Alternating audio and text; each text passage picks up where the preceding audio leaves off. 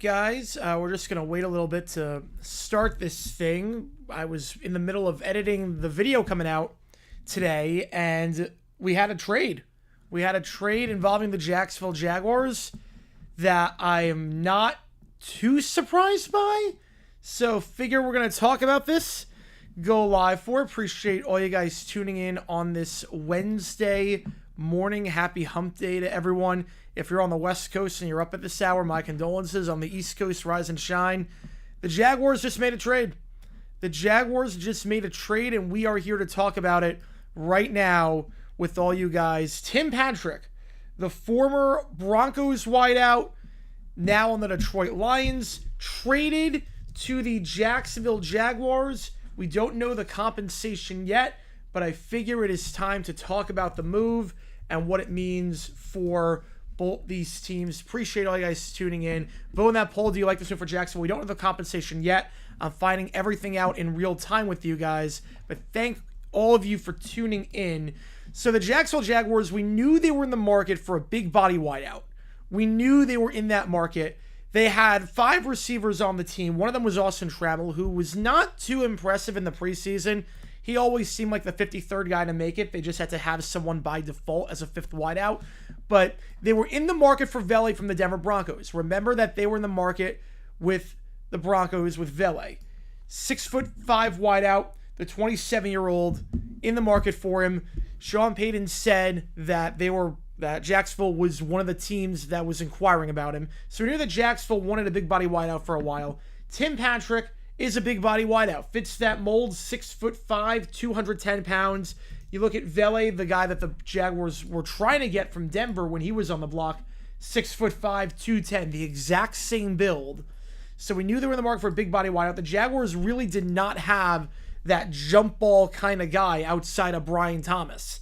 So they needed that big, strong receiver that could block, that could make those plays. I wanted Tim Patrick last year. Trent Baalke did not make that move. And now the Jaguars have the move with a new GM, James Gladstone. Looking at the compensation, nothing just yet, but they do get that big body wideout in Jacksonville. Appreciate all you guys tuning in.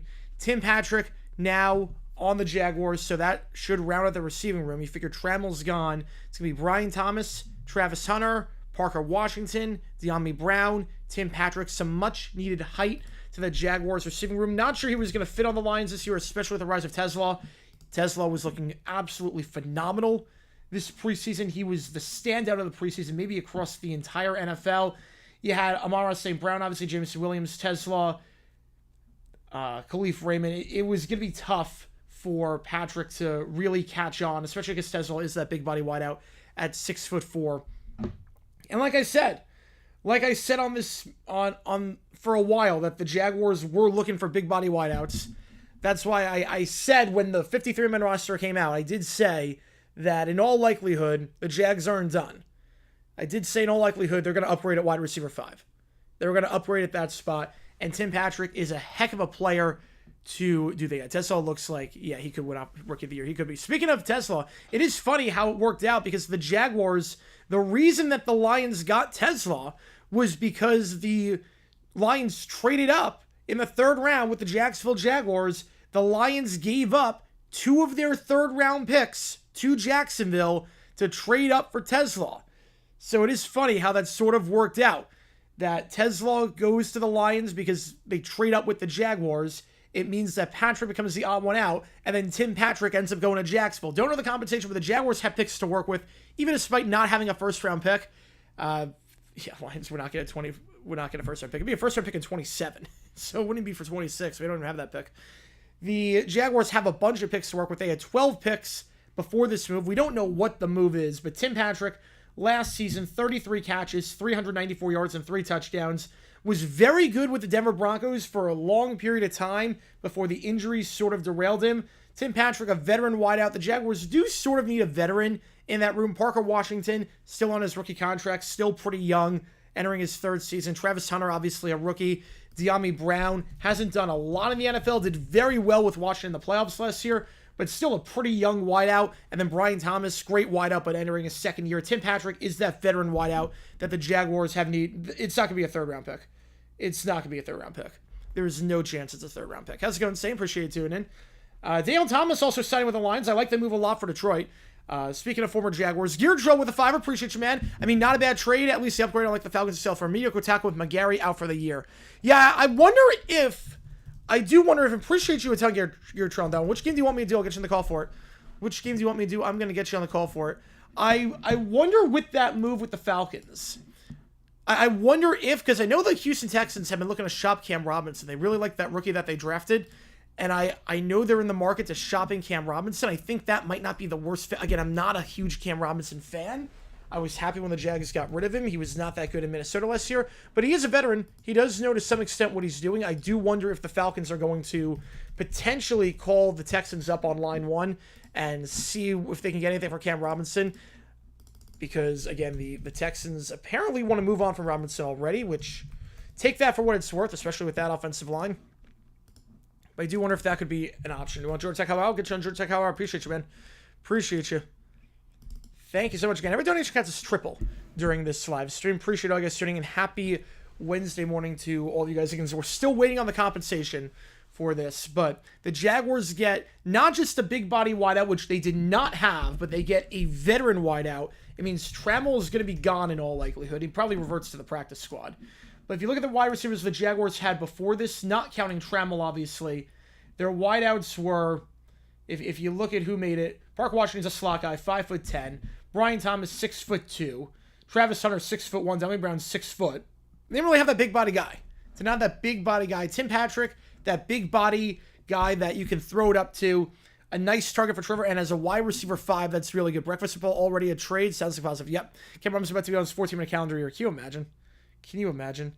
I was so happy when we traded him, and yeah, I am really, really, I like this move a lot.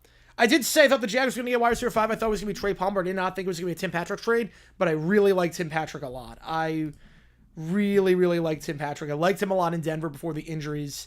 He played pretty well last year. It's a veteran wideout, 6'5". Can't teach that frame, and considering the fact that the Jags were in the market for Vele, it is funny. They're both 6'5". They're both exactly 210 pounds. Would I rather have Patrick or Vele? I'd probably rather have Patrick, honestly. I know I'm getting him Patrick as long as he stays healthy. So that gives the Jaguars a pretty well-rounded receiver room. It really gives the Jaguars a pretty well-rounded wide receiver room.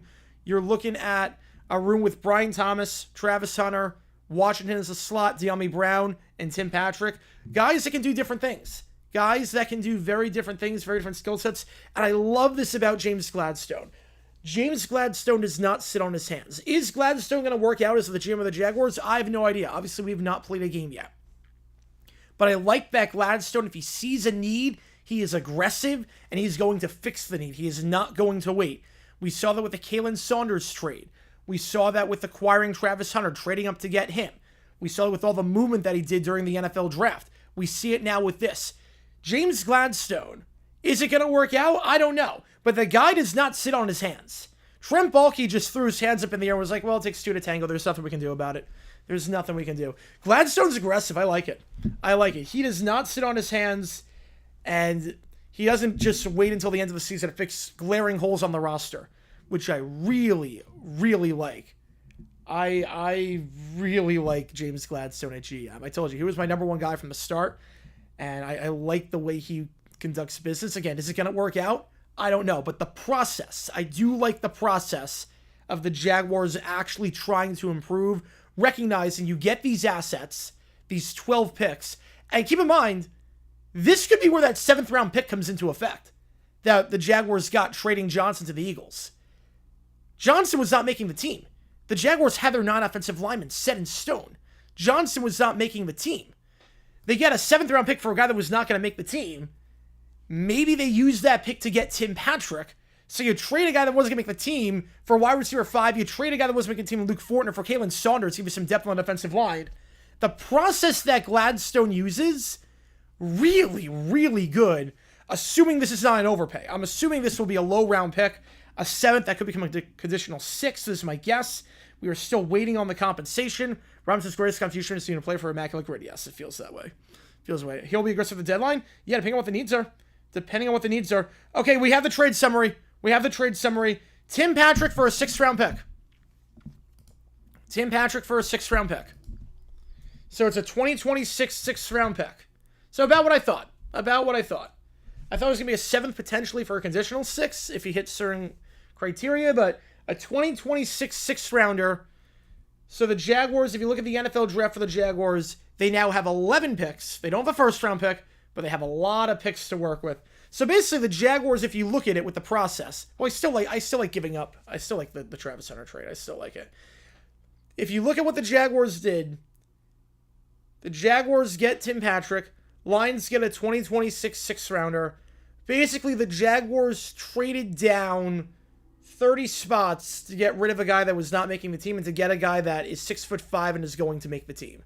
6th-round pick will end up in the Hall of Fame. Tom Brady on line 1. So the Jaguars get Tim Patrick. Lions get 2026 6th-round pick. It is funny because the only reason that Tim Patrick got traded is because they got that big body wideout that's young in Tesla, and the Jaguars gave the Lions their 3rd-round pick for Tesla because they got 2 future 3rd-round picks. They got a crap ton. The Lions basically gave up the farm, relatively speaking, to get Tesla. It seems like it's going to work out based on how he played in the preseason.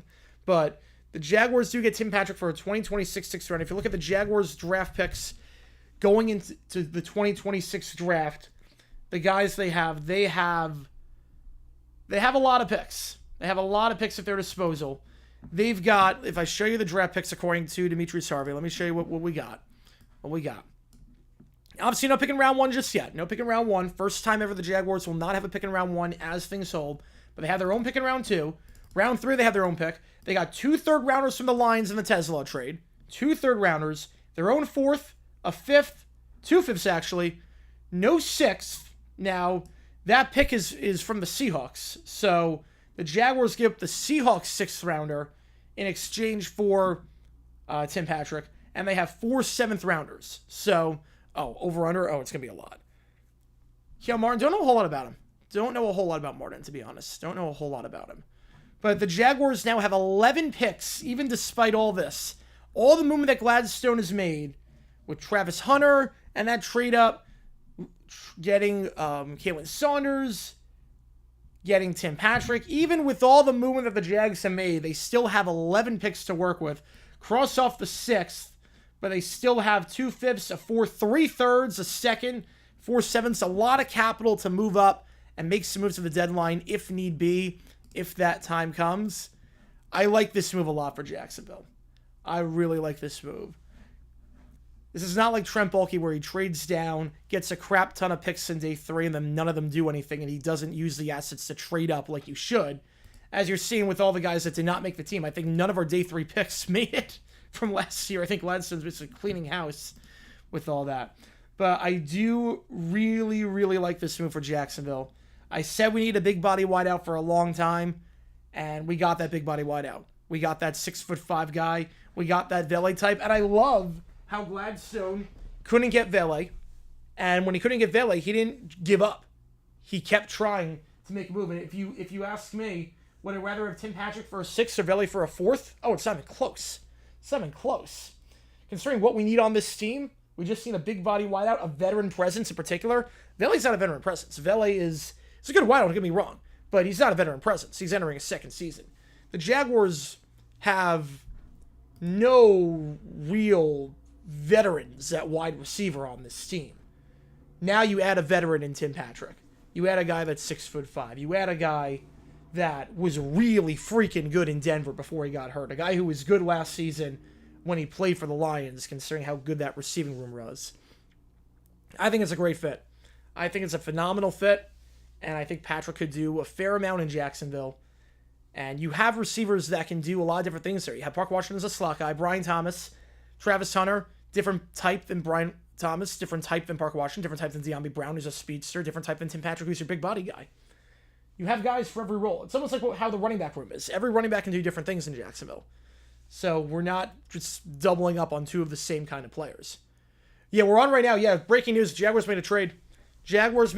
Tim Patrick, acquired from the Detroit Lions for a 2026 6th-round pick. Jaguars will not have a 6th-round pick in the draft next year, but they still have 11 picks to work with. The Lions, no need for Patrick on the team anymore with how deep that receiving room is and the emergence of Tesla during the preseason. Their 3rd-round pick, who oddly enough they acquired because the Jaguars gave up their third-round pick for 2 future thirds and a third at the I forget if they got a third, but basically the Jaguars got a crap ton for the Lions' third trade up for Tesla. They got a crap ton for that. Made Patrick expendable, and now the Jaguars get Patrick, and not only enough, Daniel Thomas going to the Lions as well. So I guess you could do a straight swap, apparently. You want to trade like that. Daniel Thomas is a very good special teamer. I like him going to Detroit there. I really like that move. Daniel Thomas, room for the kid. Was very good in Jacksonville on special teams. No need for him with Lane anymore, but man, Thomas was a heck of a gunner. I wish him nothing but best in Detroit. A level Joe Milton in the end zone, then picked off Hartman week 3. That's good. That's good. I didn't realize that. I did not realize that. Just got from work an hour ago. Hopefully it went well. Hopefully it went well. Appreciate you tuning in.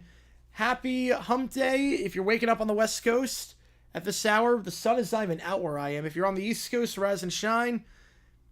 Breaking news from 20 minutes ago. Jaguars acquiring Tim Patrick from the Detroit Lions for a 2026 6th-round pick. There was no one that really impressed at wide receiver 5 in Jacksonville this year. There were a lot of guys who were competing. No one really separated themselves. I said Trammell was going to make the team, but he was always on the fringe afterwards. It was a mix of guys like Chandler Brayboy, Trenton Irwin, Austin Trammell, Dorian Singer. No one really stepped up. Definitely saw them in the preseason game. And I did say, over under half the guys will be on the 53-man roster by the time we kick off. Trammell's not making the team. So if you look at that week 3 game, which again, Gladstone non-sleep, apparently not. Apparently not. If you look at that week 3 game, when the Jaguars' third stringers actually put up a fight against Miami's first string, and I did say, over under half the guys are on the 53-man roster. If you look at the guys who played that game offensively, I'll show you the snaps here, courtesy of Daniel Griffiths.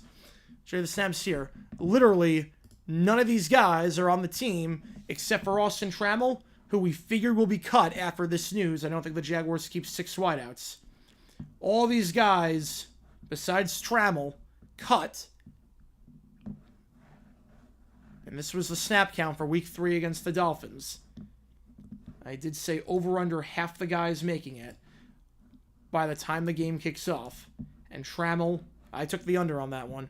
And Trammell, we figure will be the odd one out and probably revert back to the practice squad. I don't see any team claiming him. I'd be very surprised based on how he played in the preseason. Just based on how any Jaguars receiver played in the preseason outside the top 4 guys. So, the Gladstone, he does not rest on his laurels. We saw 2 weeks ago he made that trade for Saunders. Or a week and a half ago, I should say. A week and a half ago. Made that trade for Saunders with Fortner. After the Saints game, does not rest on his laurels, does not sleep. I mean, he's young. I mean, I think he's the youngest GM in football. I mean, the guy is, 34 years old? Yeah, he's 34 years old. The guy does not... The guy's got energy. The guy's got energy, even though he has very much the corporate speak with a lot of his talk. I mean, all his press conferences are pretty much the same in terms of elevating an ecosystem and all that, but the guy actually looks to improve the team. And I will say this much. Obviously... Do I think the Jags will get that good this year? I don't think so. But at the very least, we have a GM that knows the weaknesses on the team and is trying. Trent Baalke did not try. Trent Baalke clearly did not try. He did not make trade-ups with the assets he had. He did not communicate. Gladstone's at least trying.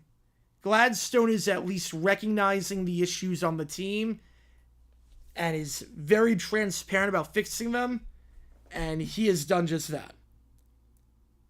Will it work? Again, I don't know. A 6th-round pick at the end of the day, not the biggest deal, especially because you got a 7th-rounder for giving up Johnson, who was not going to make the team.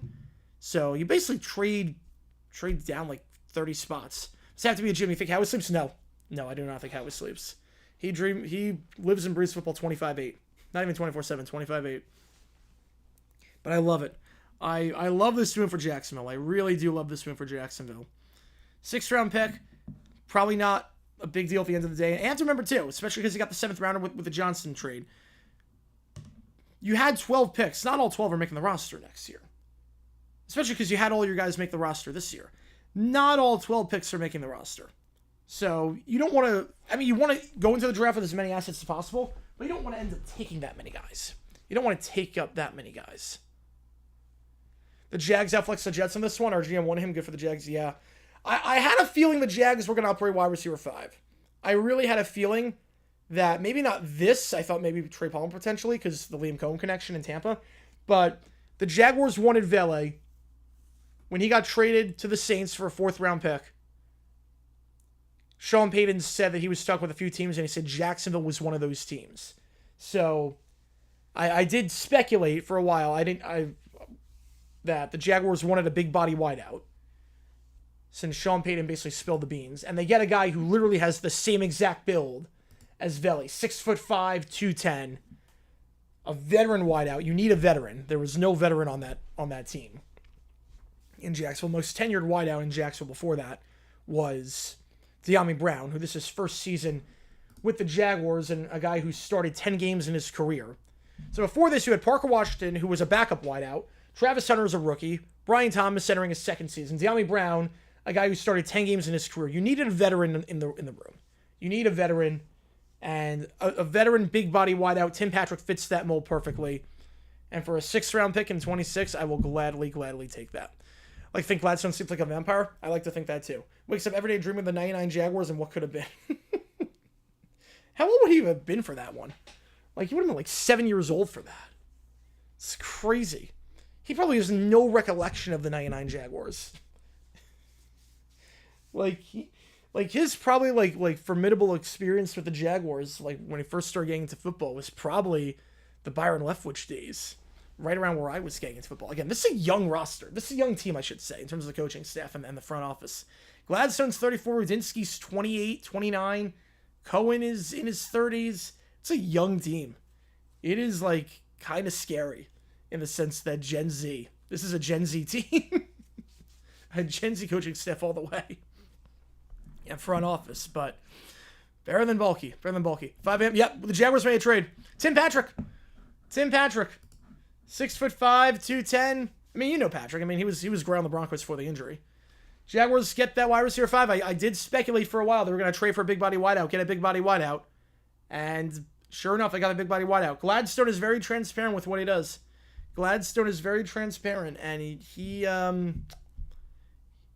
made it very obvious, especially after Sean Payton said that when the Broncos traded Vele to the Saints, he said the Jaguars were one of the teams looking for Vele. When that trade happened for a 4th-round pick, this is for a 6th-round pick, so I love it. The Jaguars still have 11 picks in the draft, including 3 third-rounders, their 2nd-rounder. They got a lot of picks to work with still, even after this move. But when the Broncos traded Vele to the Saints, well, I'm only doing this emergency stream wide receiver 5 because of the Jaguars. Obviously, if this was not the Jaguars, I would not be doing an emergency stream at 4 in the morning my time. He was speaking in brain rot soon. It's only because it's the Jaguars. I figure why the heck not, since it's my team. And I'm up at this hour because why the heck not? I was in the middle of editing the video when I got the update. And I'm like, yep, we're going live for this one. Similarly, Denver dealt Vele. Yeah, but you got a 4th-round pick. I mean, you give up a guy who's 28 years old. You draft him for a 7th-rounder. 28 years old, you get a 4th-rounder in return after 1 year. I mean, I think it's pretty good business. I think it's pretty good business to get a premium, especially because it's the Saints' 4th-rounder. They're probably going to be terrible this year. So you got a top 110 pick, close to the top 100. You got pretty much a top 100 pick in all likelihood, or close to it at least, for a 28-year-old wideout that you drafted in the 7th round last year. I think that's pretty good value, all things considered. But when Denver dealt Vele, Sean Payton was talking about the move, and he said that Jacksonville was one of the teams that they talked to, but the Saints offered a bit more. Like Vele to Marcus Colston. And obviously Colston, one of the best receivers in NFL history to never make the Pro Bowl. Maybe the best. I mean, it's close, but I would say Colston is, I mean, it's either him or Corbett, but I think, you could go Galloway potentially, but I think Colston is the best wideout in NFL history to never make a Pro Bowl. Hofstra legend. On that one. But the value, look, I think if Vele was 24, it's a different story than if he's 28. I think the value is too good to pass up. If he's 24, I don't think they do it. If you're 28 with that room, maybe. I mean, it's tough to pass up. But the Jaguars get a guy who's literally the exact same build, 6'5", 210. Yeah, Colston never made the Pro Bowl. Colston, it's funny, the two Hofstra wideouts, Corbett and Colston, never made the Pro Bowl. You would think Colston would have made the Pro Bowl at some point with how good he was. I mean, 6 seasons over 1,000 yards, nearly 10,000 receiving yards. Oh, yeah. I mean, Corbett was money on third down, but was he ever a Pro Bowl wideout? Like, I'm not sure there was ever a year that he was in, like, serious consideration. Colston was better, yeah. Corbett was money on third down, but... And Corbett's a Jet legend, but Colston was better. I actually don't think it's close. Colston was way better than Corbett. Just crazy that the two Hofstra guys, two Hofstra 7th-round picks, don't make the Pro Bowl. I understand he's been in the league a few years. I do like what he's shown on the field. It feels disingenuous to call Patrick a veteran of anything but the training room. I know, like, before... He stayed healthy in Detroit, to be fair. To be fair, he stayed healthy in Detroit. The last 2 years in Denver, obviously, the injuries derailed him. Obviously, the injuries in Denver were disappointing. Especially because he signed that massive extension and because he was so good with the Broncos. I mean, he was just a solid wideout in the early 2020s. And then, obviously, the ACL and the Achilles... But I liked the guy when he was on the field, and I liked him last year. Isaac Bruce never made the Pro Bowl? No, that's not true at all. Isaac Bruce made a lot of Pro Bowls. No, Google is wrong on that one. Google, the AI for Google is not great. He made 4 Pro Bowls. He made 4. You'd think he would have made a bit more, but Bruce made 4 Pro Bowls. So, yeah, that is not even close. I think that the top 3 wideouts to ever make the Pro Bowl are Colston, Corbett, and Galloway. Those are the top 3. Not counting active guys, obviously. But if we're just talking that, it's Colston, it's Corbett, it's Galloway. Those are usually the consensus top 3 to never make a Pro Bowl. Bruce made many. Bruce made quite a few. Again, if you're just joining us, the breaking news, the Jaguars, they were in the market for a big body wideout. They get that big body wideout. They get Tim Patrick. And the irony in all of this is that the reason that they got Tim Patrick was because Isaac Tesla was playing lights out, their 3rd-round pick. The reason that the Lions got Tesla was because they traded up. They traded up to get him with the Jacksonville Jaguars for 2 third-rounders. Well, I made the Hofstra connection. I made that connection because I grew up like 15 minutes from Hofstra. That's the only reason I can make that connection on the top of my head. It was like, oh, Colston went to Hofstra, and Corbett went to Hofstra.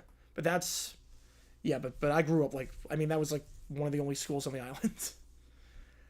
Galloway's never on top tier. No, he was not, but he had 10,000. He had over 10,000 yards. He had over 10,000 yards. Over 10,000 yards.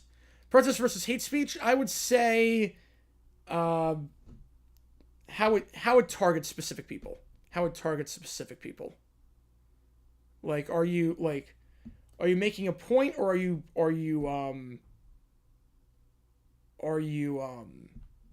targeting a specific group of people by stripping them of their rights? Hofstra is not a football team. They lost a football team like 15 years ago. It was either that or the medical school, and they built a medical school. They decided to scrap their football team and go with a medical school. How's it going around? Just learned news from me. Yep, it just happened like 25 minutes ago. How's it going, Ben? Just came from me from party boat in Turkey. Oh, that sounds awesome. Oh my god, what time is it in Turkey right now? It's, what is it, 10 hours ahead of East Coast? So what, 5 o'clock?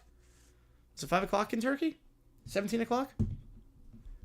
But appreciate you tuning in, man. Yeah, we just got breaking news on this one. Breaking news on this one.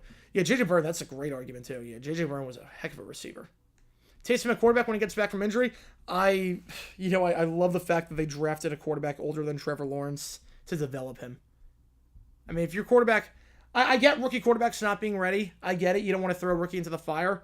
You have plenty of time. 2:30. Oh, wow. That is a lot earlier than I thought for Turkey.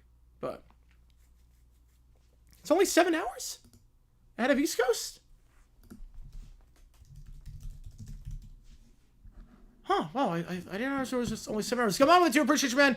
Mets walk it off. That they do. That they do. Duran looked terrible that final inning. Holy cow. 4 straight guys get on board. I know Helsley's been crap, but great job by Diaz to get out of the jam at the end.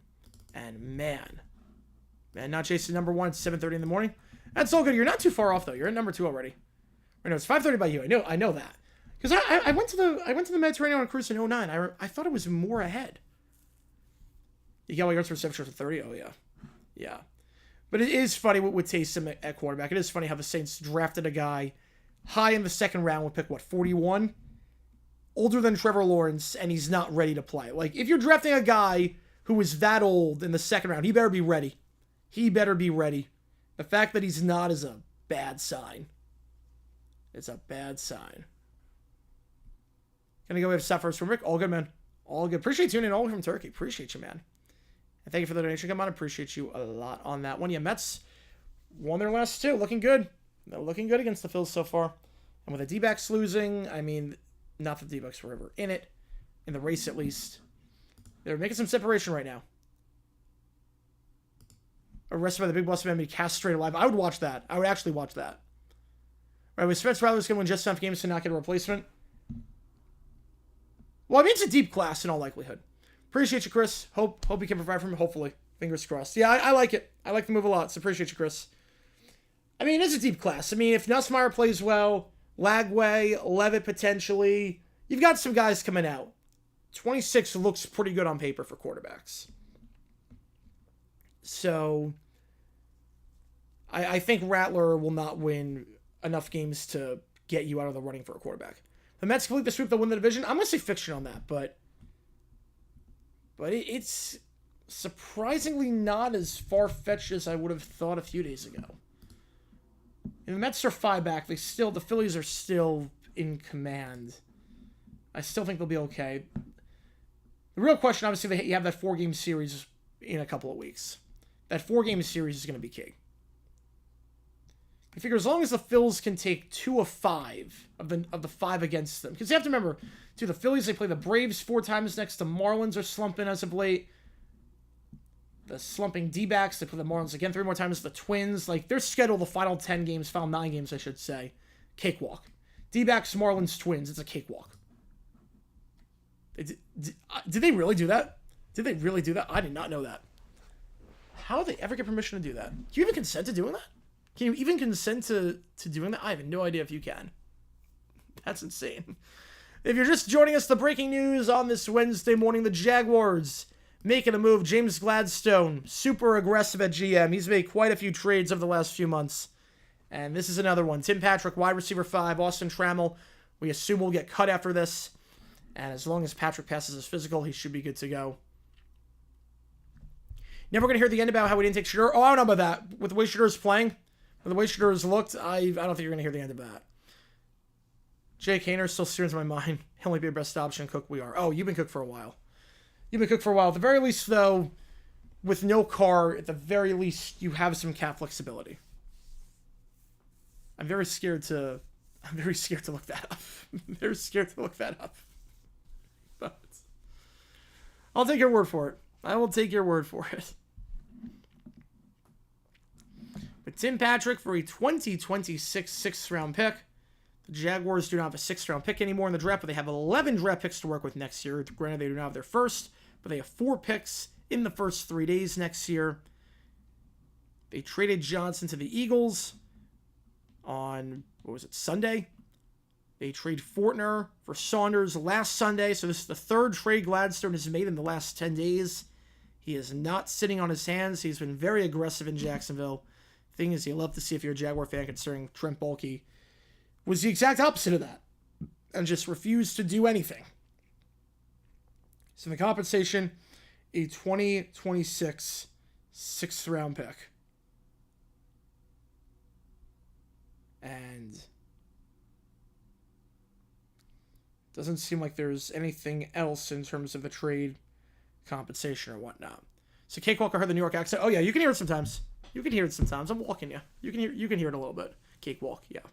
You can definitely hear with how you do those tall vowels. You can definitely hear that. Yeah, that's the New York accent in me. That's the New York accent for sure. Again, Tim Patrick, the same build as Vele, who the Broncos traded to the Saints, and the Jaguars were in on Vele. And a remove from the network and Peacock.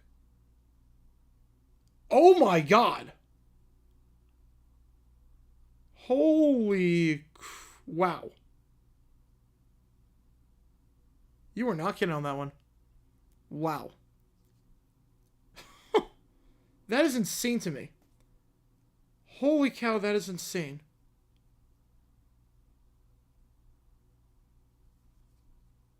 That is...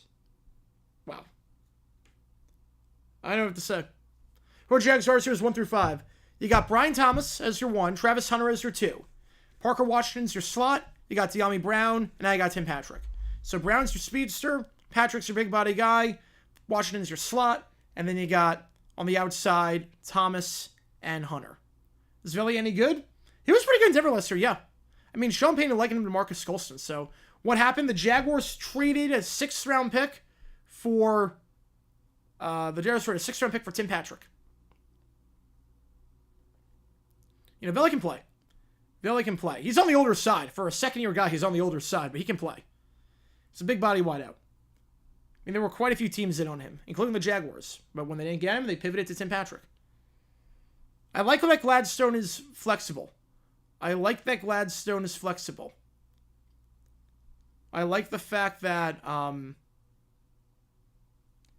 he didn't get a pass rusher in the draft, and he immediately signed Agba and Smoot afterwards. He's very flexible. If plan A doesn't work, he pivots to plan B. Can't name more than one receiver on the Saints. Olave? Chris Olave. I'll give you the other ones. Unless you're going with Little Jordan Humphrey and Rashid Shaheed and Tipton. Oh, react to a second. Oh, yes. Oh, that thing. Oh. You know, what Cujo talked about, the castration that happened in WWE. Yeah. First have wide receiver 1 and 7, then like 4 wide receiver 3s. It seems to be a theme for a lot of teams. We got a lot of guys, you get a 1 and they have a lot of guys who are not a 2. They got like 5 4s or whatever that is. Olave, Veli, yeah. I know Tipton because of the last name. I just think of Sweet Life every time. Shaheed has his moment. Shaheed's a good deep threat at times. If he stays healthy. Lil Jordan Humphrey, just because of how great that name is. I can name the Saints wideouts because of how good the names are.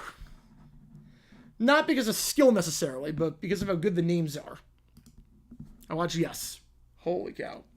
I'm scarred for life now, so thank you for that. Yeah, the Saints wideouts, the Saints 53-man roster. If you look at the Saints, their 53-man roster, it is, in terms of the wideouts, Brandon Cooks, he's back. Shaheed, Tipton, Veli, Cedric Wilson. Well, Cooks, to be fair, Cooks has bounced around like every team in football at this point. Cooks has bounced around every single team in football.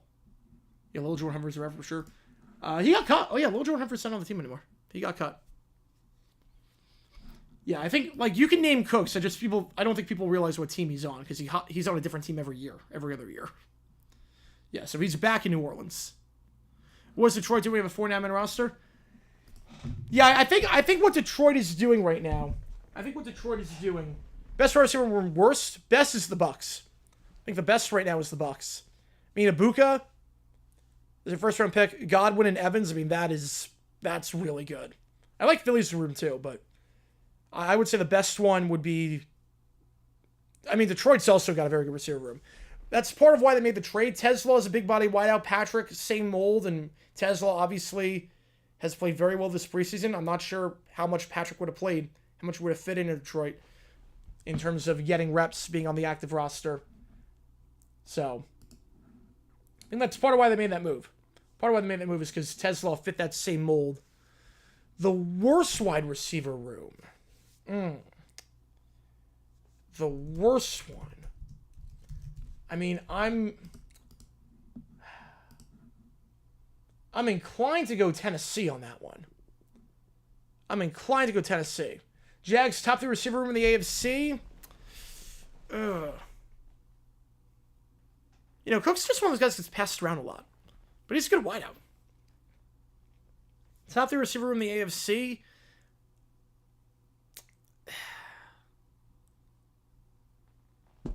Texans, when healthy, have a very good receiver room. I like Noel a lot out of Iowa State. So when they're healthy, they've got a good room. Obviously, the Bengals with Chase and Higgins. Tesla. I thought it was Tesla, but Tesla. Okay. Yeah, so Bengals, obviously, I mean, it's not a deep room, but it is a crazy good room at the top. Dolphins have a good room at the top with Hill and Waddle. I would say top 5 receiver room. I don't know about top 3 just yet, but top 5, I would go with Jacksonville. I'd go top 5 receiver room in the AFC. I don't know about top 3 just yet, but top 5. Yeah, the Titans receiver room probably the worst in my opinion. Titans receiver room, Ridley, iffy, inconsistent. Hands are very inconsistent. Tyler Lockett's on his last legs. And then you've got 2 rookies, Bryce Oliver and Van Jefferson. It's like, it's not like you're giving Cam Ward a lot of weapons. Titans keep someone like AJ Brown. Yeah, if only they didn't trade him away. If only they didn't trade him away. Yeah, if you're just joining us, the breaking news at this hour, the Jaguars acquiring Tim Patrick from the Detroit Lions in exchange for a 2026 sixth-rounder. The NFL's not come down on Rice yet. They're going to. The disciplinary meeting is going to be in September. So the meeting will be September 26th or whatever. And we assume it's going to be like a 10-game suspension. Jerry Jeudy, well, to be fair, he was not good in Denver. He was good last year in Cleveland. I will say, Jeudy was good last year in Cleveland. And that was a crazy revenge game against the Broncos last year. Yeah, Jeudy last year in Cleveland, I don't know how, but he had over 12,000 receiving yards. I made the Pro Bowl. I mean, Jeudy he was disappointing in Denver, obviously. No one's denying that. But some guys just need to change the scenery. And for whatever reason, Jeudy flipped a switch in Cleveland. I don't know how, but he actually played pretty well in Cleveland last year. The receiving room is still not that good, but Jeudy did look pretty solid last year. Somehow he flipped the switch. Detroit, you have a feeling they're going to miss the playoffs? I don't know about the defense. That defense, I don't know about. And obviously, when you lose both your coordinators in the same season, not because you fired them, because they took head coaching jobs elsewhere, that's always a tough adjustment. We saw that with the Eagles and whatnot. 1,200 receiving yards. It's definitely not 12,000.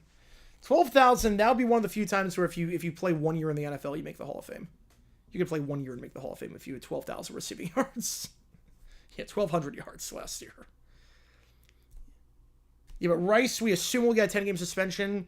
I'm assuming that's going to start week 5. Hutch back all year for Detroit? Yes. Yeah, he's back for the Lions. I mean, there was talk potentially he would appear in the Super Bowl if they made it. And there was some talk. He was progressing pretty nicely. Do I hate that the Jags didn't take Hutch? Trayvon Walker can play. I hated it at the time. Believe me, I hated the move at the time. Obviously, if you ask me right now, who am I taking, Hutchinson or Walker, I'm taking Hutchinson. Obviously, there's no debate in my mind. Hutchinson or Walker, who am I taking? Hutchinson. Who should the Jaguars have taken? Hutchinson. But Walker is a very good player. Walker is a very, very good player. Like, it's not like the Jaguars drafted a bust. That draft class sucked for the Jaguars. There are 2 guys left on that team. It's him and Devin Lloyd.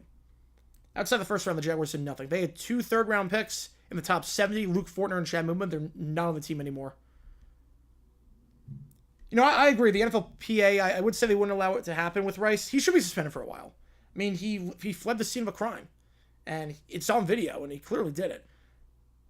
I would say the NFLPA wouldn't allow it, but who even knows the NFLPA right now? It's kind of a mess. If you haven't kept up with the news of the NFLPA. I would rather have taken Hutchinson. I would have taken Hutch, but Trayvon Walker is a physical freak of nature, and he's been playing his butt off. And he's a legitimately great player. Like Rock Sanders saying they're better off taking Akeem Jordan. Oh, no, believe me. We were not better off taking Walker over Hutch. But Walker can play. I'll put it this way. Is Logan Cook the best punter in the league? Yes, I think so. Somewhere in the past 22 draft. Yes, it is. Cole Strange was not a good pick. Dark horse team from each conference in the Super Bowl? I would say Broncos and Buccaneers. Yes, on that one, Cujo. Yes, they should. Obviously, I'd rather have Hutchinson over Walker. But it's one of those things where it's like if you... I'm trying to think of like a good... Okay. It's like prior to everything that went down with Watson. Prior to everything that went down, obviously, with the masseuses and the I don't want to play for you guys. Prior to that, if you're a Texan fan, would you rather have Mahomes or Watson? Obviously, you'd rather Mahomes. But Watson was a heck of a quarterback. Obviously, we're talking like before all this went down. So it's a little bit different. So that's kind of how I view the Trayvon Walker thing. He's a good player. He's a very good player. Hutchinson is elite. But Walker is a very good player. I mean, back-to-back season, double-digit sacks. He was rolling out of college. He's only getting better and better. I like him a lot. But Hutchinson is the better player. But Walker's still a phenomenal player. And I don't hate the pick. I would have rather taken Hutch, but we didn't draft a bust. We drafted a very good player. Just Hutchinson was the obvious pick, and bulky, because it was Michigan hatred because of Harbaugh, was never going to take him. Jackson wins the South? I do not think so. I don't think so. I think it's still Houston's division to lose. Again, I don't know about Trevor Lawrence's health. Trevor Lawrence's health, I'm not sure he can stay healthy for a whole season. Do I like the move? I do a lot. I like the move a lot. We need a big body wide out. The Jaguars did not have a deep receiver room outside their top 4 because number 5 was Trammell. He did not look too good. 5 was just a crapshoot. Wide receiver 5 was a crapshoot. And the Jaguars didn't have a big body veteran wide out. The oldest guy in the room was De'Ami Brown, who started 10 games in his career. They didn't have a guy taller than 6'2". Tim Patrick, big body wideout, veteran. The Jaguars wanted Vele from the Broncos. Couldn't get it done because he went to the Saints for a 4th-round pick, which was a crazy price to pay. So Gladstone pivots to plan B, which is get Tim Patrick from the Lions, which he's expendable with the Lions because they got... they drafted in the 3rd round to Slaw. They drafted him in the 3rd round, and they traded up with the Jaguars to get him. The irony in all of that. So I like this move a lot for Jacksonville. I do like this move a lot. 6th-round pick, you still have 11 picks, so it's not the end of the world. It's not the end of the world at all. It's only 10 games for the Chiefs games, 12 through 17, the 4 possible playoff games. Yeah. If South can be garbage if Stroud continues to regress, well, Slowick's no longer the OC, so he might bounce back. I like Noel a lot. I like the wide receiver combo from Iowa State that they got. 84 NBA draft is like the 89 NFL draft. The 84 draft. I don't know if that's... If you're talking like number 2 pick was a bust. I'm assuming you mean number 2 pick was a bust. But if you mean the Cowboys made the right pick, obviously. Aikman was not the best player in the 89 draft, obviously. Barry Sanders, Deion Sanders. But the Cowboys made the right pick. But you're right on that with the top being stacked and number 2 being an all-time bust. But if you're talking about, like, number 1 pick, they, like, won titles, but it was the wrong call compared to who else was there. Positional value. Okay, stacked draft number 2 picks, like, all right, yes, I'll give you that one. I thought we were trying to make, like, a Cowboys, like, they took the wrong guy. They still drafted a good player, but they took the wrong guy. No, but yeah, you're right on that one. You are right on that one. Yeah, top 5 was great, and the number 2 pick, all-time bust. You are right on that one. The NFLPA are weak-minded. Well, I don't even know who, like, the NFLPA, like, I don't even know what mind they have right now. I mean, the NFLPA is, like, basically non-existent with the way things are going right now. It's basically a giant mess. Pablo Torre basically took down the entire association. So... And if you're just joining us, the breaking news will stay on for a little bit longer. The, right, Bowie's match, yes, absolutely. It was actually pretty good when healthy. That's the sad part. Yeah, it's like Greg Oden. It's like another Trailblazers player. Oden was a heck of a player when he was healthy, but couldn't stay healthy, and then KD went. Daniel Thomas any good? So Daniel Thomas is a beast on special teams. He's not a good safety. Yep, all because they couldn't stay off the marijuana. But he's a heck of a gunner on special teams. I miss the guy a lot. The Jaguars cut him because they drafted Rayshawn Lane out of Navy, and he played his butt off on special teams, so he takes over that gunner role. But I love Daniel Thomas.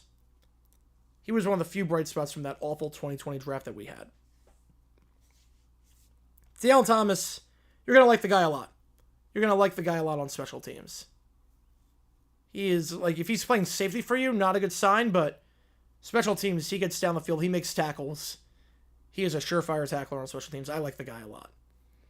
When we cut him, I was like, right, he's on the way to Detroit, which is a good move for you guys. Very good move for you guys. when we cut him, I was like, oh man, I was like, I get it. I was like, we drafted Lane. He played well. Thomas was always probably just going to be a casualty as a result.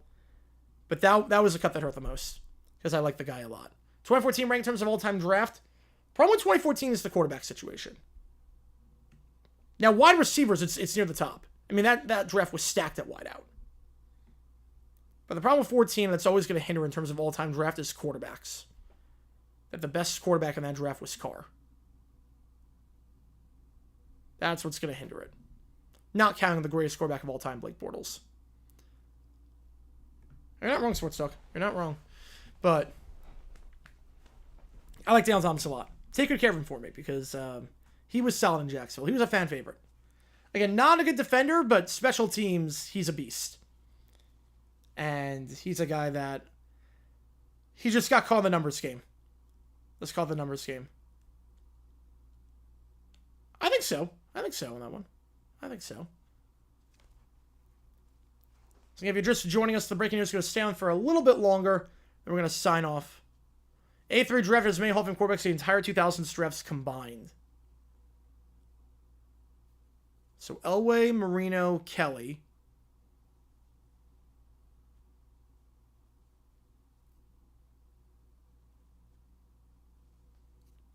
Marino, Kelly.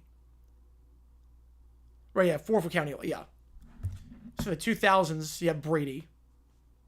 Rodgers is going to make it. Big Ben's making it. Jamarcus Russell's making it. Yeah, if we count Eli, yeah. If we count Eli. I mean, he made the final 15 his first year. We can debate whether or not he deserves to be in, but he made the final 15 his first year. That's usually a pretty good sign. It's usually a pretty good sign. Oh, yeah, Drew Brees, yes. Yeah, even if we don't count Eli. If we don't count Eli, that's not right, because Drew Brees was drafted in 2001. Yeah. Yeah. Yeah. You know, Brees was 01. Yep. Yeah, he's obviously a lock, so. Right, technically, it will be one next year. It will definitely be one next year. Brees will be first ballot. It will definitely be one next year. It will definitely be one next year. We'll get in. I mean, he made the top 15 his first year. That's usually a pretty good sign. He shouldn't, yeah. He's definitely the worst quarterback in the class. He's definitely the worst quarterback in the Hall of Fame. Like, I don't think anyone can deny that. You can deny whether Eli should be in or not, but I think people will say, will Eli be the worst quarterback inducted? And yes. If a draft was so stacked that the last pick of the first round was the number 2 Hall of Fame player, yes. How many Hall of Fame quarterbacks drafted between 06 and 16? Ooh. Blaine Gabbert? Drew Brees at a lefty would lead the Saints to 5 wins. Well, lefties is a lot tougher than righties. A lot tougher than righties. Let's see. From 06-16. Ryan could have been, if he won the Super Bowl, would have been an interesting case. Brady's getting to a Cam for Brady is crazy, yeah. Shows how long Brady played. His longevity is insane. Well, we think it's going to be 10 games. We think it's going to be 10. Yeah, the end zone messaging, they should just scrap that quietly. Like, there's no need for it. There's no need for it. Yeah, 06 to 16. Because obviously 17 you have Mahomes, 05 you have Rodgers. Yeah, Matt Ryan's not making it. If he won the Super Bowl, it would have been an interesting case. But Cam Newton didn't play long enough. He's got no shot. Unless Geno is like a Rich Gannon kind of second half of his career. Like a really Rich Gannon second half kind of his career. He's not making it, obviously. Blake Bortles should be in. Is it 0 over those 11 years? I would think so. I would think so. Unless Flacco does something insane this year. He's still not making the Hall of Fame, but unless Flacco somehow finds the fountain of youth and plays like 4 more years in Cleveland and wins 4 rings. It's 0 quarterbacks, yeah. It's 0. I mean, maybe Goff, obviously not yet. Goff has a chance potentially. Not yet, obviously. I'm not saying Goff should be a Hall of Famer. But Goff is at least still playing and still has enough of his career ahead of him that he could. Yeah, Russ, the problem with Russ, I mean, he has the Pro Bowls, but obviously Pro Bowls mean nothing anymore. Yeah, Russ, I think he fell off too quickly. Now, if he has a resurgence with the Giants, different story. But Russ and Goff are the question marks at this point. As a Lions fan, I'm heartbroken. I love Tim Patrick with this. Something the slaw might be him. Yeah, I think so. It's funny because the thing with Isaac was they trade up to get him with the Jaguars. They trade into the third round, give 2 third-round picks next year to get a big body wideout. And he played so well that Patrick was basically part of the numbers game. So it really is. It's funny how that worked out. Right, Bo's popularity at this point, yes, they are. It's funny how that worked out. I mean, you're not wrong on the hypocrisy, though, Ninja Car fan. You're not wrong on the hypocrisy. I mean, the hypocrisy with the NFL, especially with Speed broadcasting a game, like Speed is one of the official broadcasters, is just ridiculous to me. It's like, yeah, we respect women, and we're gonna have Speed broadcast the game. Like, Speed's going to be like, watch the game, NFL partners with iShow Speed. Oh, yeah, by the way, we respect women. It's like, it kind of contradicts itself, doesn't it? Goff needs to win 2 at this point for the Super Bowl. If he wins 1 and makes 2, it gets interesting. If he wins 1 and makes 2. I don't think he needs to win 2, but if he needs to make 2 at least. He needs to make 2 at the very least.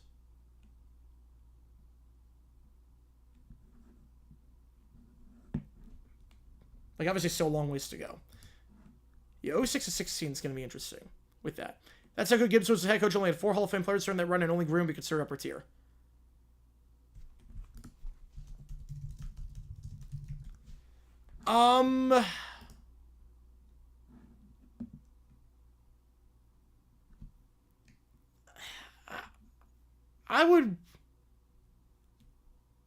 I would say Riggins. I would say Riggins would be upper tier for that one. Theismann made 2-1-1. No, 2 more. 2 more. That's what I meant. Yeah, no, not 2. I meant 2 more. So he makes 3. Right now we're talking. Well, Theismann had a relatively short career. I'm talking makes 2 more, not 2 total. Makes 2 more. So he makes 3. If he makes a Super Bowl 3 times, he's already made 1, obviously.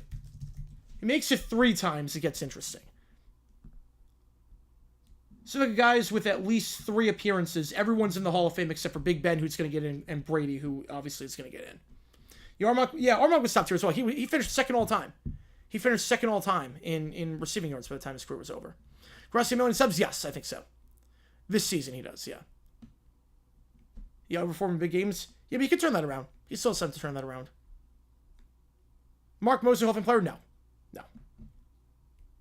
No, I actually don't think it's close on that one. Yeah, exactly. That one, Ninja Car fan. Crossing much more live stream? Oh, easily. Because the biggest thing is show the game, and now you can watch the game literally alongside him. Like, you're telling me you can watch the game and watch Grossi at the same time, provide commentary, instead of watching Rich Eisen? Sign me up. Armagh was best receiver of the 80s and career leader before Jerry Rice.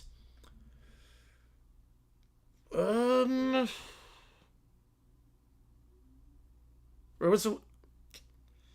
See, the best of the 80s. The real MVP was Fouts. He finished second. Sever gets another ring. Is he in? It's likely. Yeah, it's pretty likely. I mean, everyone with 2 rings is in except for Eli and Plunkett. Eli's going to get in. Plunkett has no accolades. Stafford has the accolades. Mitchell Hall of Fame? I would say no on that one. I would say no. If Hurts makes 3s in canon? I think so.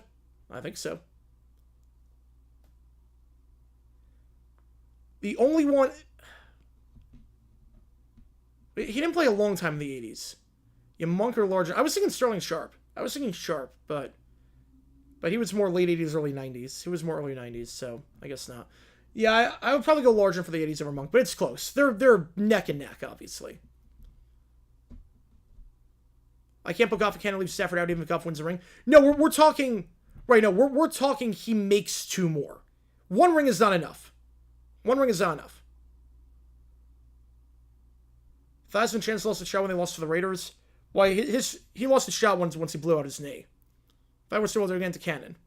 Well, I mean, you're saying you can do whatever you want. No, right. No, we're excluding Sharp in all this. Obviously, we're excluding Sharp.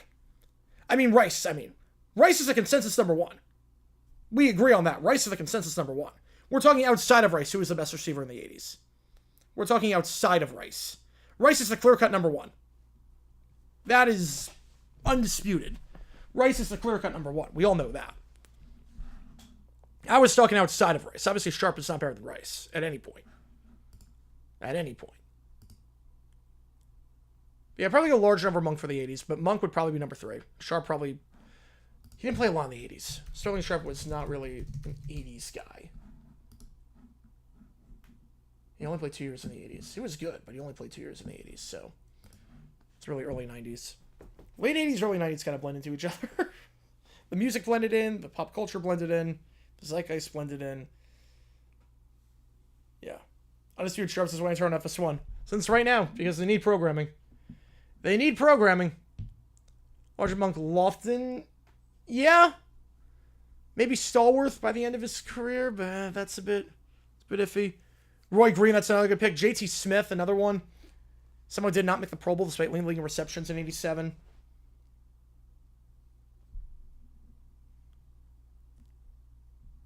Yeah, probably Lofton after that. Or Gary Clark. Honestly, who could get Gary Clark?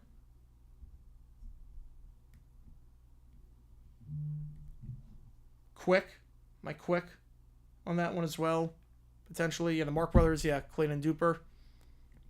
You got some options. You got some picks. You got some picks for that. Why have this one fall off so quickly? I mean, did it ever have a peak to begin with? I don't know if it had a peak to begin with. Like, it was always number 2 behind ESPN.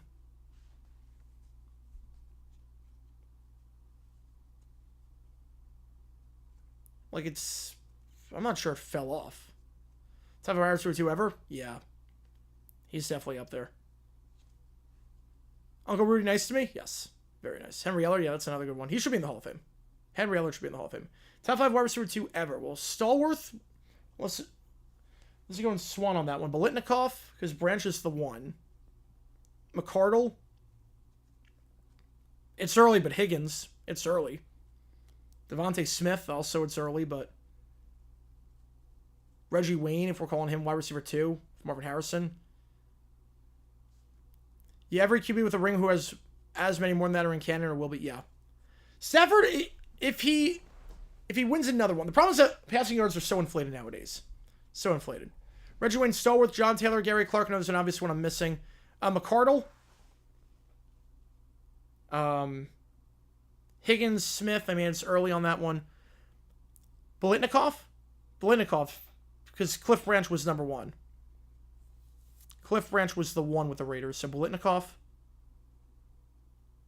would be one of them. Clayton or Duper, take your pick on who the number 2 was. They were like 1A and 1B, but take your pick on that one.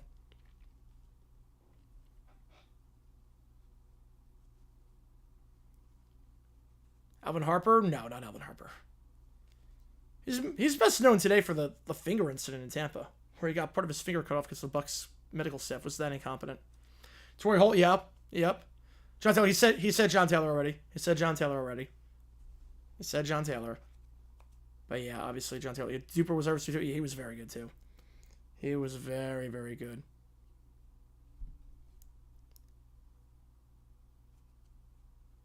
I'm missing. Oh man, someone else I'm blanking on.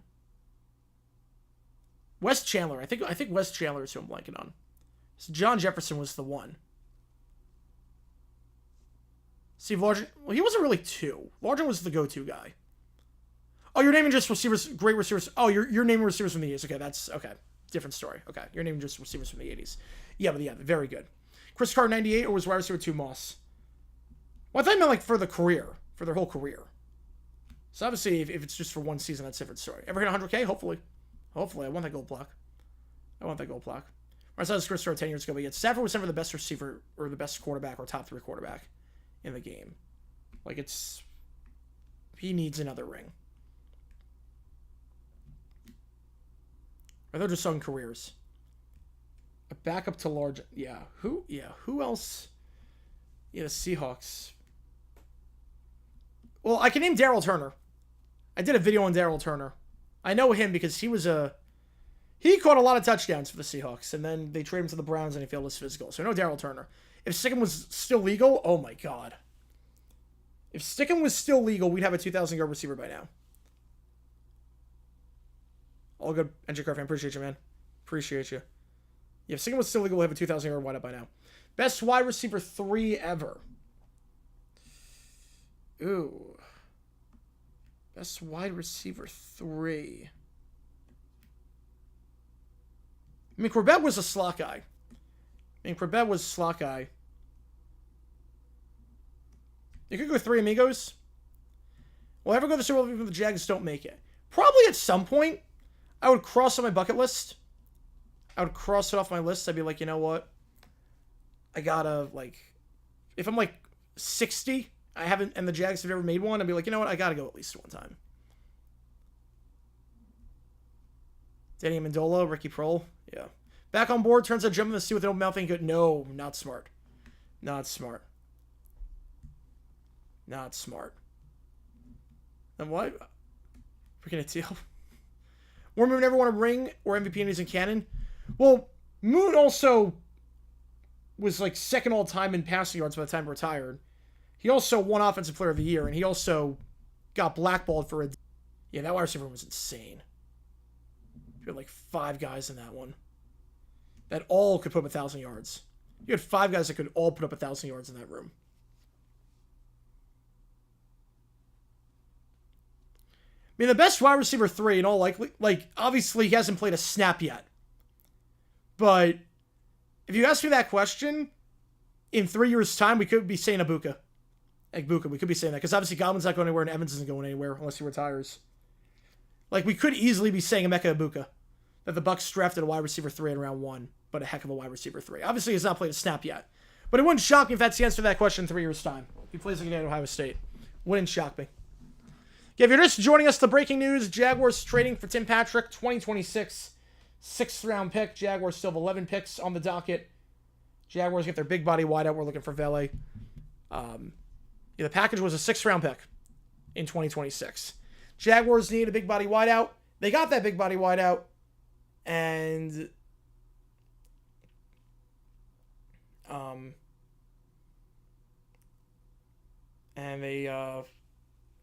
Gladstone makes his move. Oilers team for the early 90s, most underachieving team ever. Back to the lines for a 7th rounder. Great business. Most underachieving team ever? No, the Dream Team. At least the Oilers made the playoffs.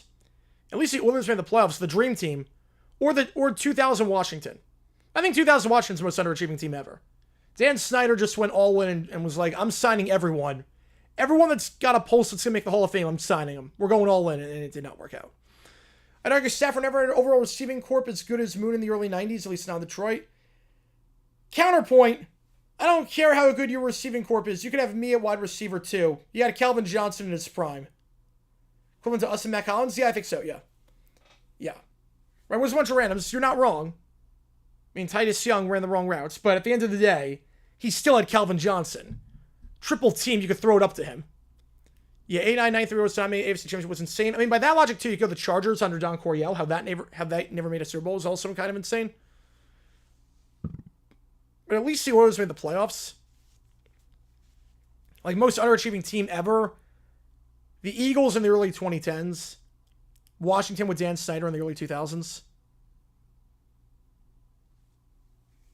The Oilers were good that year. The Oilers were very good that year. If it wasn't for the choke, I think they go all the way. I don't think they beat the Cowboys, but I think we get an All-Texas Super Bowl. I do think if the Oilers win that game, we get an All-Texas Super Bowl. Because the Steelers were a weak team that year to get a bye. They were a weak one. And I was not a strong AFC, all things here. I think the Oilers were a very good team that year. I think Houston would have made the Super Bowl if they did not lose to Buffalo. If they don't trade the game away, it's a whole different story. Whole different story if that doesn't happen. Yeah, it's the most underachieving team ever. It's got to be the Dream Team of the 2000 Washington. Right, there was somehow the team that broke through for that franchise. Yep, because they knew how to beat the Jaguars. The biggest what if in each American major sport in college football. Biggest what if. Okay, NFL What if the Chiefs win Super Bowl 1? What if the Chiefs win Super Bowl 1? Because if that happened, who knows what the heck happens in terms of the merger. Does the AFL call for the merger? What happens at that point? MLB, biggest what if, I would say... What if the strike doesn't happen in 94? Are the Expos still around? Who wins the World Series a year? NBA, biggest what if. What if Jordan did not get drafted by the Bulls? What if he went to the Blazers or the Rockets took a number 1? NHL, biggest what if. Do I know for NHL? Win 1 and then have the refs for the next 58 for them, yes. Except for 30 because Lynn Elliott would miss a kick in the playoffs. NHL, I don't know the biggest what if on that one. Don't know the biggest what if there. And then college football, biggest what if, I would say...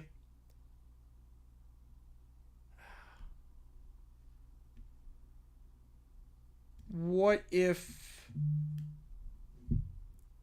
the court rules the other way on NIL? What if the court rules the other way? 9-0 the other way. What if water couldn't freeze? Calvin's Grizz was improved at a high level until Stafford got there and hit his stride. Although, again, Calvin was there for 2 years beforehand. I mean, he had no quarterback. Like, his quarterbacks ran out of the back of their own end zone. Like, I can't blame Calvin for the first 2 years for not producing at, like, a quote-unquote high level. I can't blame him. His quarterbacks couldn't, like... They didn't realize you couldn't run out of the back of your own end zone. Because pro wrestling, what if? It is 5:11 in the morning where I am. It's 5:11 in the morning. I've been on since 4 in the morning. Because pro wrestling, what if? I would say probably the merger in the merger in the 2000s. If Thiago doesn't break up that interception, does Washington end with Marino? No, the Dolphins still move on from Woodley, I think. Woodley did not play well that game. Washington's not taking... Thiago was still a good quarterback for them. They weren't going to take a quarterback in the first round. Miami still takes Marino, I think.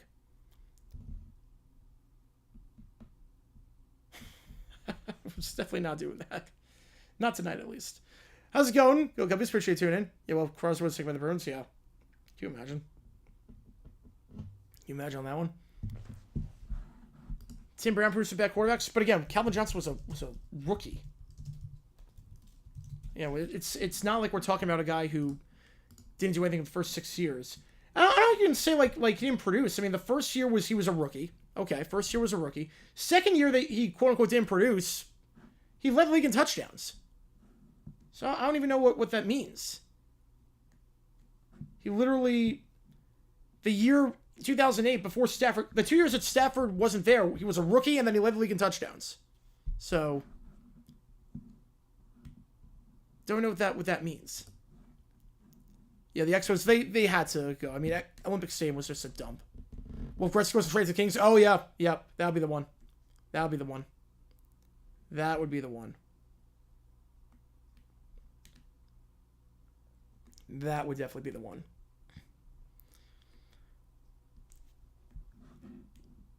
Who's best? Yeah, so final thing, and then we're gonna sign off. Unless we could do some overtime. We could do like a quick OT period. But the news that broke: the Jaguars acquiring Tim Patrick. Some final thoughts on the move, and then Cujo with the 227. Yeah, we'll do it. We'll do some OT. Why the heck not? We'll do some OT. But basically, the breaking news: Tim Patrick, Jaguars acquire him from the Detroit Lions for a 2026 6th-round pick. So the Jaguars acquire Tim Patrick for a 2026 6th-rounder. The Jaguars still have 11 picks to work with. They wanted a big body wideout. They were trying to get Vele from the Broncos before he got traded to the Saints for a 4th-rounder. Couldn't get him, so they pivoted to Plan B, who was a 6-foot guy, exact same build as Vele. The Jaguars had no one on their team who was a veteran. No one on their team above a 6'2". They have that guy now, and they gave up basically nothing in return. The Lions had a crowded receiving room, especially with the emergence of Isaac Tesla and how good he was for the Lions this preseason. Big body guy. Patrick was not going to fit there, and oddly enough, the Lions got him because they traded up with the Jaguars in the 3rd round Yeah, it's got to be Earnhardt. Yeah, it's got to be Earnhardt with that one. Trade up in the 3rd round for that one. So yeah, we'll do some OT. Why the heck not? Why not? I'm trailing by a lot. And the Lions were trailing so much that season, but let's do the 85 one. Hang on. We'll do some OT. Why the heck not? We'll do some OT this early on. That season, he had... Yeah, only 4 of his touchdowns were in the 4th quarter. Only 4 were in the 4th quarter. To make the roster, he was a 3rd round pick. Yeah, he made it with ease. He made it with ease. Got some sun all good, man. Appreciate you. Appreciate you for watching my video. Appreciate you, man. Appreciate you. OT in the morning. Yeah, why the heck not? You know, he made it with ease. He was a 3rd round pick. So that was never an issue. I think the last 3rd rounder to not make the roster, I think it was Polite with the Jets back in 2019. I think it's been... Right, I could be mistaken. But I think he was the last one to not make the roster. The last 3rd round pick to not make the roster as a rookie, or top 3 round pick to make it, was Polite. And he had, like, so many issues. Yeah, it's a slaw made with ease. Like, not even close. Not even close. He's going to be a beast this year. He's going to be a beast. I love the kid. I love the kid. Jags gonna Jag. This is a good move for them. This is a good move for them. Look, I'm not saying we're going to be good this year, but I like this move a lot for Jacksonville. I like how aggressive Gladstone's being. I like it. I think it's a solid move. 6th round pick. Not a big deal at the end of the day. We still have 11 picks to work with. We need a big body wideout. We need a veteran. We got both those. You know, touchdowns. Yeah, they all ran them. Yeah, but that was an anomaly when Julio didn't do anything. All right. So 85 playoffs. We're going to sim on what if. All right, here we go. So again, we're just messing around right now, doing a little bit of overtime. Why the heck not? So give me a second here. If you're just joining us, the breaking news. Tim Patrick's at the Jaguars. You get that wide receiver 5. You figure Trammell is gone. I thought the Jaguars were going to make a move. I always said it, and they do end up making that move. You know, for the Ravens. No, the what if for the Ravens, it's not that. It's Lee Evans. The what if it can only be one thing for the Ravens. It's Lee Evans. The what if is Lee Evans. What happens if he scores a touchdown? Yeah, weakest part of the Bears. Yeah, the thing is also, the weakest part was Buddy Ryan being so stubborn. Buddy Ryan was so stubborn. Go Cubbies with a 5. Appreciate you, man. Which game do you want? I'll get you on the call for it. Here, have a Kofi, my friend. Appreciate you, man. I really appreciate that, man. Thank you so much. Who do you think will win the East? Brewer, or the Central, you mean? Brewers or the Cubs? I think Brewers hold on, but Cubs keep them honest. The Brewers are a heck of a team. The Brewers are a heck of a team. So, I think the Brewers have enough of a lead and just a deep batting order, a deep rotation. No real stars on that team, but a deep team. I think they have enough separation. I think it's going to be... I think they're going to win that division. I think the Brewers win that division. But Cubs will keep them close, but I think they faltered a little bit over the summer. They faltered a little bit too much over the summer. Appreciate you, Go Cubbies. Which game do you want me to do? I'll get you the call for it. Auburn, Baylor, or Georgia Tech, Colorado? It's one of those two. We eliminated the App State Charlotte game earlier, so it's one of those two. Okay, let's see what we got. So we're going to start on the AFC side.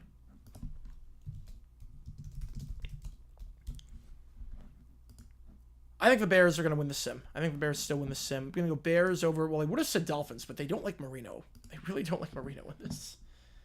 I'm going to go Bears over Jets. I know it sounds crazy. I'm going to go Bears over Jets in this sim. No, Bears over Jets in this sim. I know it sounds crazy. But they did seem to like the Jets with similar rosters. No, Bears over Jets in this sim. Okay, Jets win over the Patriots, so that changes. Kennesaw? We eliminated Kennesaw. So we did one of those things where you eliminate the lowest standing game by the end of it. So the only two options are Auburn, Baylor, and Georgia Tech, Colorado. So it's one of those two. Okay, so the Jets win the first, so no Patriots in the Super Bowl in this one. Jets play the Raiders. Jets do the Lord's work. Yes, they are. Save us from that horrible game. Okay, Jets, Raiders... Jets! You want Baylor? I'll get you on Baylor. Appreciate you, man. All right, you know what? Jets in the Conference Championship. I know I made a bold pick on that one. Again, the Sim seems to like the Jets with this roster. They liked them in the previous ones. All good, man. Appreciate you. So Jets win that one. Also, all right. Also, let's see. Dolphins, Browns. This game was surprisingly close in real life. Brewers casual 24-game winning streak, new club record. Dolphins win. So Dolphins Jets. We get another classic Marino O'Brien game. Yeah, the Brewers just do not die. It's crazy. That game last night was insane. That game last night was ridiculous. Which I'm not surprised by because Marino has no business being in the majors. He has no control.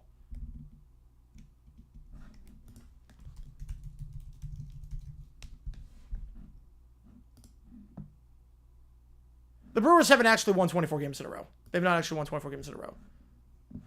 I think it would break the streak. All right. Jets.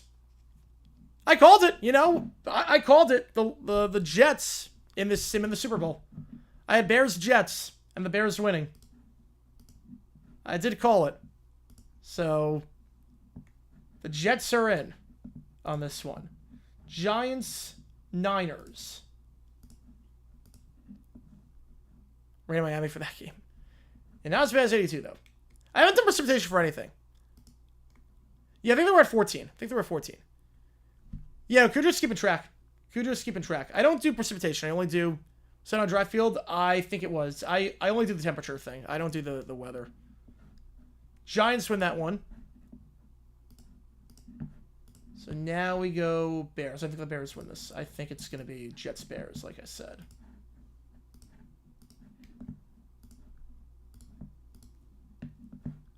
Whoa, Giants win. Whoa. McMahon threw his 3 picks. Holy cow. Giants win that one. I don't think that would happen in real life. Giants win that one. Rams, Cowboys.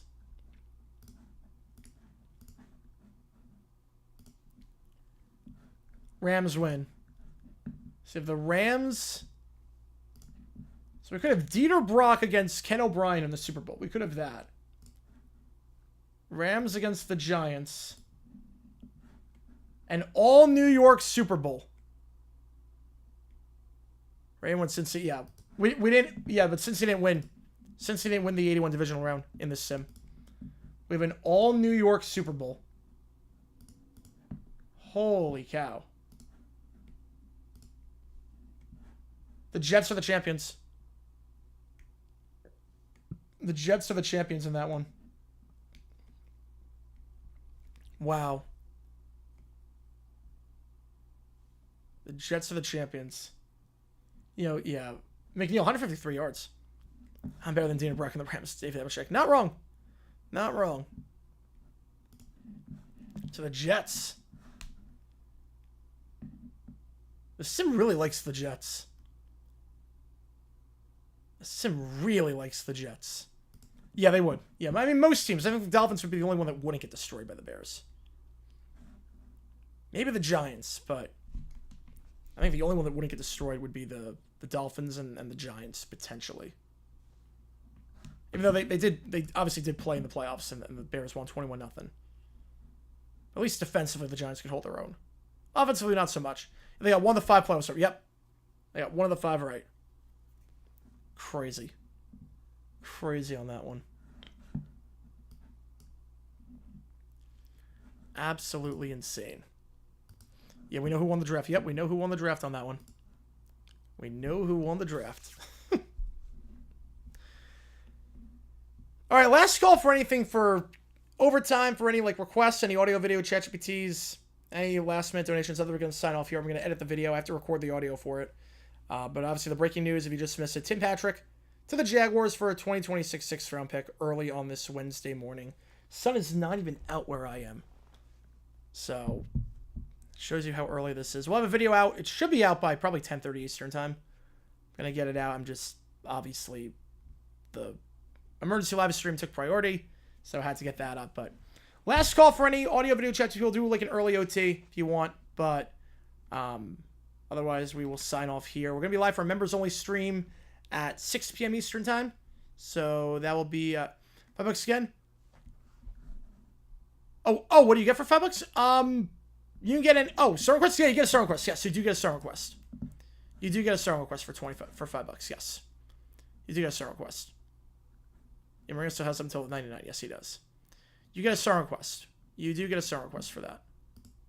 Yeah, no, you're good. You're good. You're good. You get a star request. For $5, you get a star request.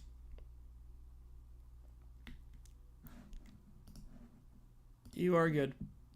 You get a star request for that. So, fire away. You're totally fine. The members only stream at 6 o'clock, and D-Backs Brewers at 7:40 will be live for that one. So, 2 streams tonight. If you're a member, 1 stream if you're not. Okay, there you go. Diggy Diggy Hole. I have no idea what that is. We're going to figure this out. Okay. We're going to get a ring if he goes to Minnesota in 2000. No, he was washed. He was washed. He had no arm strength left by that point. All right, here we go. All right, here we go.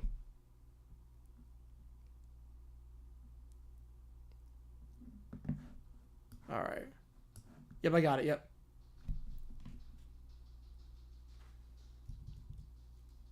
You got the Diggy Diggy Hole. I got it. Yep. With 71 million views. Yep. Having the home PA tell the Ravens fans, yes. Dan Snyder was like the most unprofessional owner ever.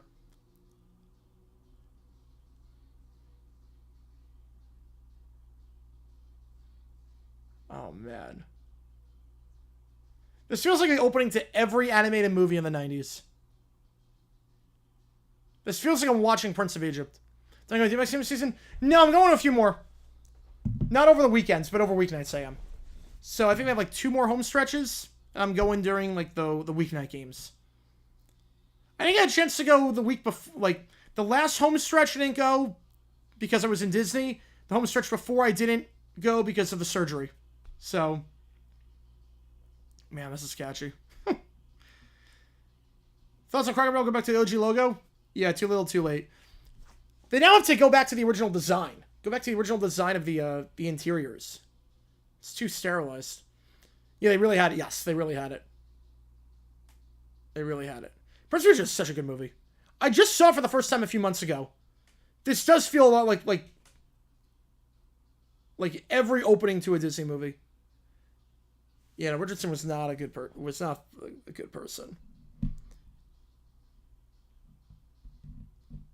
Yeah, gonna keep the new white interior. That's bad. That's really bad. Like if it ain't broke, don't fix it. You see it again? Yep. Such a good movie. I watched for the first time a couple of months ago.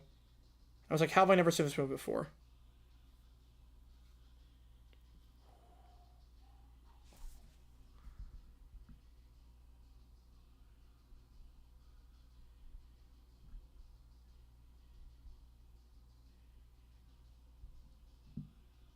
It feels like a national anthem for a country if it doesn't exist, and it should be. It's like a war chant. Yeah, it feels like a war chant.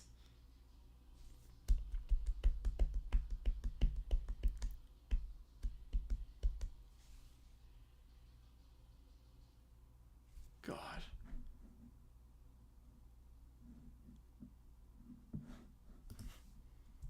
I know how silly the lyrics are, but it's like that's a really good song.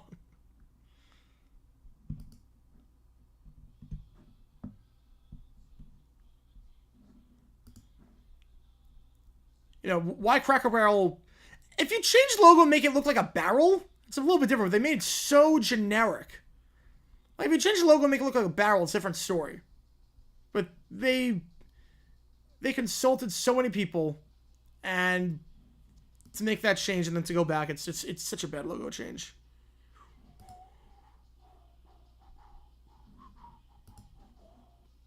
Man, this is so catchy. You tell the people sing this unison? Can you imagine?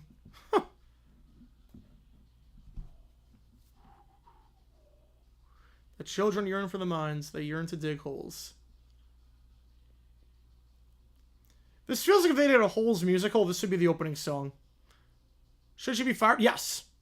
I mean, how much... They lost so much stock. Yeah. If you lose... Cost company lose that much business, you hire all those consultants to change the logo and do that rebrand, and then you have to pivot and do something and go back to what it was, and you alienate your entire customer base. Yes, you should be fired. You should be fired. I mean, that's the exact opposite of what a good CEO does. Like, it's too little too late at this point. The fact that the White House got involved, yes.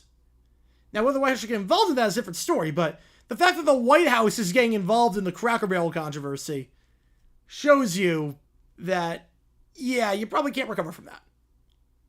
You probably can't recover. I think if the literal president of the United States is talking about how bad of a rebrand this is, how bad you are at your job, I think you probably lost your customer base. But yeah, just a mess of a situation. It's like the Leeds United logo change, where they changed the logo for a few days, and then they were like, yeah, well, you guys all hated this, so we're going back to the old logo. Yeah, it reminds me a lot of Leeds United. So if you don't know the Leeds United story, soccer team, then we'll sign off here unless anyone has any more requests. So, Leeds United, yeah. So Leeds United, a storied soccer club in England, been around for a while. And this was their logo. So this is the logo of Leeds United. Hang on, let me show it. It's been this way for years. They've had variations, but same color scheme. That badge, I mean, this is the logo that a lot of people associate Leeds United with. It's been that way for a while. You have the emblem. They've had that emblem for years. They incorporate into a badge. That's the logo they used, okay? They then hire consultants, spend all this money to come up with a brand new logo. So you're changing tradition. And that's always a bit iffy with soccer, where these clubs are hundreds of years old. And they changed it to this logo. I am not kidding. This is the real logo that they changed it to. With the headless man, I guess, with a symbol being like, you are Leeds United. So they get rid of the badge. They get rid of all the identifying features. They even changed the colors a little bit. They changed it to this logo. I guess, like, the head, it's like, you are Leeds United. You are the face of Leeds United. And that's their logo. They got so much backlash, they pivoted back to the old logo. Because they hired consultants and spent hundreds of thousands of dollars on marketing and all that. What year? This is like recent. This was like 2019. When was this? This was pretty recent. 2018. 2018. Yeah, literally like AI type, yeah. It was like, we're going to erase a century of tradition to do that. A headless man with Leeds United, the most generic font across, and change the color scheme a little bit. Change the shade of blue. Yeah, the banner literally being said, yes. Yeah, so that obviously, it got a lot of backlash, and they changed the logo back to what it was. That's what this reminds me of. The MLS team that did this to the live unveiling, the fans booted out and walked out. Was it Chicago Fire? Might have been Chicago Fire. Might have been that. What was this, your high school or college? For me, I would say college. Because you took classes you were interested in. And the classes, yeah, I would say college. I would say college. Because you took the classes you were interested in. Even the cores you would take. Classes you were interested in, at least. You could take, like, a different, like, because there was some class, like, chemistry, geometry, I was not good at. 2010-ish? Oh, I actually don't know on that one. Yeah, the Chicago Fire, they changed theirs, and they got a lot of backlash for that, so they changed it to this, which is way better. Oh, yeah. So, I think there was one team that it might have been the Timbers. It might have been the Timbers, honestly. It might have been the Timbers. Because they had to change, they changed their logo, yeah. Yeah, the Timbers, yeah, they changed the logo before the first game. Yeah, the Timbers changed the logo before the first game. It might have been the Timbers. Any Fever logo goated, yep. All good go copies. Appreciate the donation. Appreciate you, man. Yeah, because this was the logo, then they changed it. Subtle change, but I know the Sounders wasn't even an option for the name. People had to write it in. That was it, yeah. Yeah. I don't even get, like, the controversy with that, because it's literally, like, it's pretty similar. I don't even get the controversy. I mean, it's a subtle change. I mean, the other logos, this logo is better than that one, but still. Yode's logo down from Picasso Coyote to stock art clip art, yeah. Yeah, they used a Kachina, though, for everything. Look like a tent, yeah. But they changed it, and it still kind of looked like that. It was just a subtle change, but I guess they toned down the accent marks. You know, this was the rejected logo. This was the logo that they changed it from. So this was what they did their first season. This is what they were supposed to do. Then it got changed. Yeah, this was the one that was the logo. Then they changed it to this one.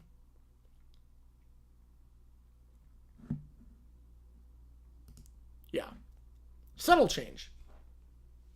But it wasn't like Niners 91 where it was like, what the heck are you doing? I never got the hate for this logo. I never got the hate for that one. You know, I never got the hate. But yeah. Let's see, I love the Jaguars' first logo basically plagiarized Jaguar. Yes. Oh, man. Yeah, I get why they can't use that logo. I get why they can't use this. This is kind of pretty similar to what Jaguar had. Or had at the time. Now it's a very different logo with Jaguar. That sucks. Clippers logo got downgraded hard. Which one? Which one? The one they have now is good. If you mean like the Microsoft Clip Art LAC, that one sucked. The one I have now is pretty good. Relatively speaking, compared to the old one. Compared to the old one, at least. Alright, last call for any audio, any video, any ChatGPT. JX used the logo because the car got rid of the cat went woke. That logo's so bad.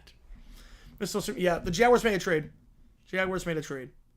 But, last call for anything, any audio, any video, any ChatGPT. Otherwise, we're going to call it here. So, appreciate all you guys tuning in. Again, members only stream at 6. D-back Spurs at 7:40. New video dropping in about 2 hours' time.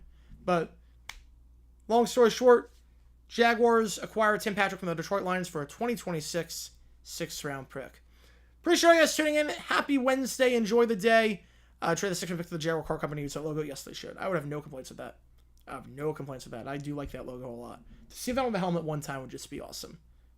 See that one time would be great. So, appreciate all you guys tuning in. JG9 signing off, and I will see you guys later today, 6 p.m. Eastern. 6 p.m. Eastern time for members only stream. 7:40 Eastern for the D-backs game. So, 6 p.m. Eastern for the members stream, 7:40 for D-backs. And remember, if you're in the Fantasy League, draft